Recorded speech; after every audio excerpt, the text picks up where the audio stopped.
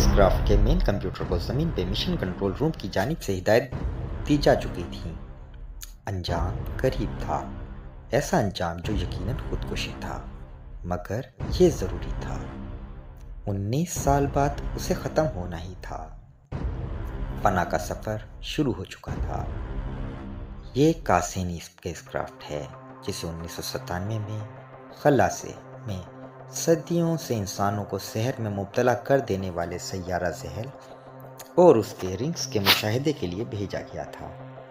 سائنسی آلات، کیمروں سے نصب قریب 5,500 کلو گرام وزنی یہ اسپیس کرافٹ ناسا اور یورپین اسپیس ایجنسی کی مشترکہ کاوشوں کا نتیجہ تھا، جو زحل اور اس کے مختلف چاند، خاص طور پہ ٹائٹن کے تجزیے کے لیے بھیجا گیا تھا۔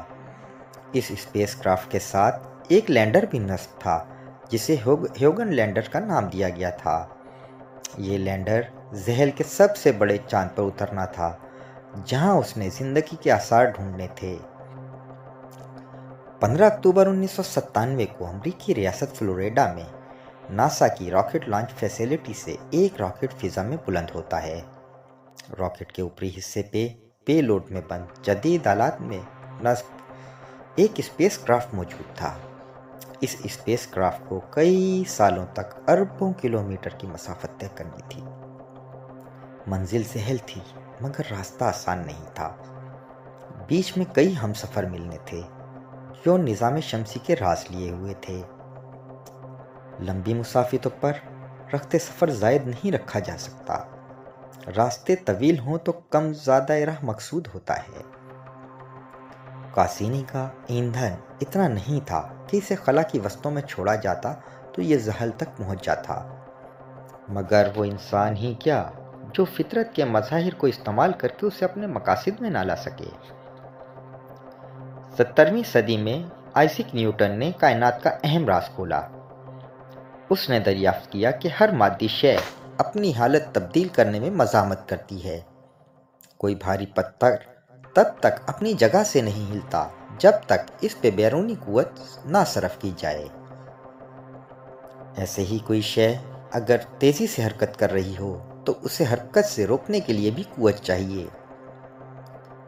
عام مشاہدے میں زمین پر حرکت کرتی اشیاء کچھ وقت بعد رک جاتی ہیں۔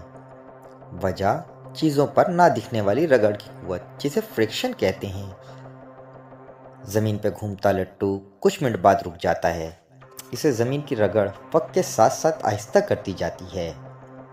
اگر زمین کی سطح پر کسی تلکتی سطح پر لٹو گھمایا جائے تو وہ دیر تک گھومے گا، کیونکہ اس کے بیچ اور سطح کے بیچ فرکشن یا رگڑ کم ہو گئی ہوگی۔ خلا میں کوئی فرکشن نہیں کیونکہ خلا خالی ہے۔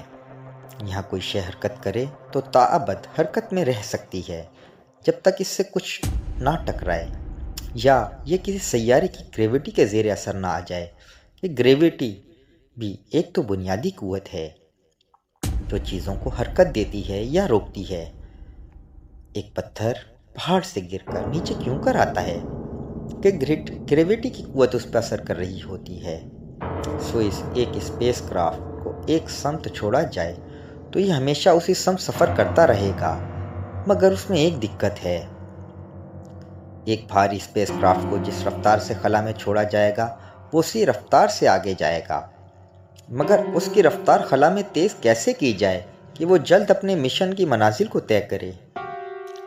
پہلا آپشن یہ ہے کہ اسے پہلے ہی اس قدر تیز رفتار سے خلا میں چھوڑا جائے کہ دوبارہ رفتار بڑھانے کی ضرورت نہ ہو، مگر ہزاروں کلومیٹر فی گھنٹے کی رفتار سے خلا میں چھوڑنے کے لیے بے حد طاقتور راکٹ درکار ہے۔ یہ مشکل اور نہایت مہنگا ترین انجینئرنگ کا مسئلہ ہے، یہ آپشن قابل عمل نہیں۔ دوسرا آپشن کیا ہے؟ اسپیس کرافٹ کو ایک خاص رفتار میں خلا میں چھوڑا جائے اور پھر خلا میں اس کی رفتار کو بڑھایا جائے۔ خلا میں رفتار بڑھانے کے لیے زیادہ ایندھن چاہیے۔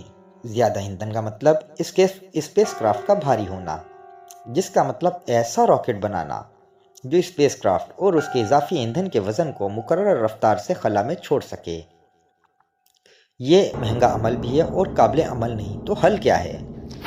فرض کیجئے آپ ایک موٹیویشنل اسپیکر جیسا ناڑا لیتے ہیں جو ہر شلوار میں فٹ آتا ہے۔ اب اس ناڑے کے آخری سرے پہ ایک پتھر باندھتے ہیں اور پھر اسے اپنے زورے بازو سے تیزی سے دائرے میں اپنے سر کے اوپر سے گھمانا شروع کر دیتے ہیں۔ اب آپ ایک خاص رفتار سے پتھر کو گھما رہے ہیں۔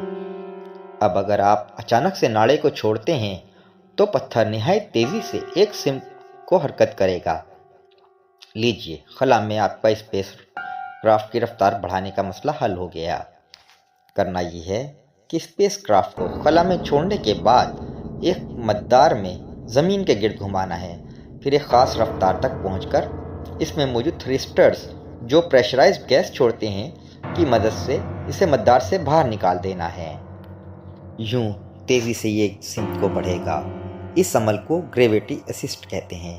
گویا آپ نے زمین کی گریویٹی کا استعمال کرتے ہوئے جو اسپیس کرافٹ کو مدار میں گھما رہی تھی اس کی رفتار میں اضافہ کر دیا ہے۔ کاسینی اسپیس کرافٹ کو زحل تک سیدھا نہیں بھیجا گیا، اس سے پہلے سیارہ زہرہ کی طرف بھیجا گیا تاکہ یہ زہرہ کے قریب سے گزرے اور گریویٹی اسسٹ سے رفتار میں اضافہ کرے، مگر ساتھ ساتھ یہ زہرہ کی تصاویر بھی لے لے، اور یہ اپنے لانچ کے کچھ ماہ بعد زہرہ سے ہوتے ہوئے واپس زمین کی طرف آئے اور یہاں اس نے زمین کی خلا سے تصاویر لی۔ اس کی خاص وجہ زمین کا سائز ہمیں انتہائی تفصیل سے معلوم ہے۔ اگر ہم کسی فاصلے سے زمین کی تصاویر لیں اور ہمیں زمین کا سائز معلوم ہو تو ہم جان جائیں گے کہ تصویر کا ہر ایک پکسل زمین کے کتنے حصے کے برابر ہے، اور یہ عمل ہمیں مدد کرے گا کہ دوسرے سیاروں یا سیارچوں کی تصاویر لے کر ہم ان کا سائز جان سکیں۔ مگر کیسے؟ ایسے کہ ہم کسی بھی تصویر میں موجود پکسل کی تعداد جانتے ہیں، اور یہ بھی جانتے ہیں ہر پکسل اصل میں کتنی لمبائی اور چوڑائی کو ظاہر کرتا ہے، کیونکہ ہم کسی معلوم ریفرنس یعنی زمین کے سائز سے نامعلوم کو جان چکے ہیں۔ اسے کیلیبریشن کہتے ہیں۔ کاسینی اسپیس کرافٹ نے زمین کی تصاویر اپنے اندر لگے کیمروں کی کیلیبریشن کے لیے لیں۔ کاسینی اسپیس کرافٹ اس طرح گریویٹی اسسٹ کے ذریعے اپنی رفتار بڑھاتا 30 دسمبر سن 2000 کو نظام شمسی کے سب سے بڑے سیارے مشتری کے قریب سے گزرا، جہاں اس نے مشتری اور اس کے بہت سے چاندوں کی 26,000 سے زائد تصاویر لیں۔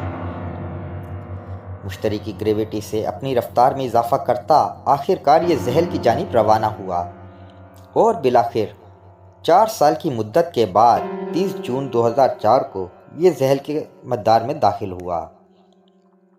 کاسینی اسپیس کرافٹ کی مدد سے زحل، اس کے رنگز اور چاندوں کا تفصیلی مشاہدہ کیا گیا۔ اس اسپیس کرافٹ نے زحل کے 7 نئے چاند دریافت کیے۔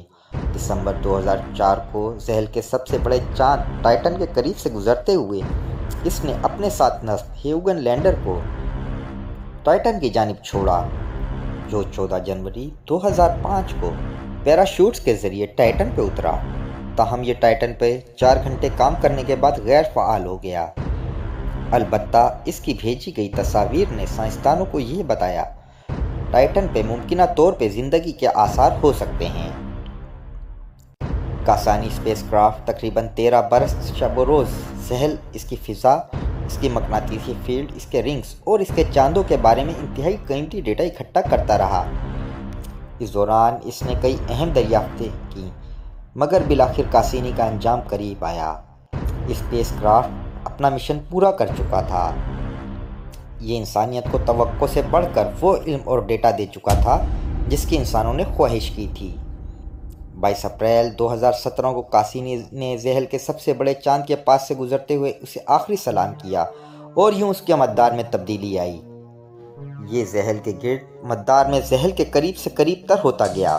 کسی بےتاب عاشق کی طرح ملن کی آس پر اس نے زحل کے 22 چکر کاٹے، اور 15 دسمبر 2017 کو زحل کی فضا میں داخل ہو کر ہمیشہ کے لیے فنا ہو گیا۔ یہ کاسینی کا زحل کو آخری بوسہ تھا۔ دونوں اب ہمیشہ کے لیے ایک ہو چکے۔ مگر اداس مت ہوں، ہزار داستانوں سے یہ داستان گرد راہ نہیں ہوئی، بلکہ ہمیشہ کے لیے انسانوں کے عقل و شعور پہ نقش ہو گئی۔ کاسینی کی تصاویر اور دریافتوں کی صورت۔ چلتے ایک اور بات، کاسینی نے یہ قربانی بھی ایک مقصد کے تحت دی۔ وجہ: سائنسدان یہ سمجھتے ہیں زحل کے چاند ٹائٹن پر کسی شکل میں غیر زمینی زندگی ہو سکتی ہے، لہٰذا وہ اس بات کے امکانات کو کم کرنا چاہتے تھے کہ مستقبل میں کاسینی ٹائٹن پہ گرے اور اس پہ موجود کوئی بھی زمینی بیکٹیریا یا مائکروبک ٹائٹن کو آلودہ کر دیں یا اس کی تباہی سے وہاں موجود ممکنہ زندگی ختم ہو، کیونکہ مستقبل میں جب ٹائٹن پہ زندگی کی تلاش کے لیے مشن بھیجے جائیں گے تو ایسا نہ ہو وہاں پہلے سے کاسینی کی وجہ سے زمینی زندگی موجود ہو۔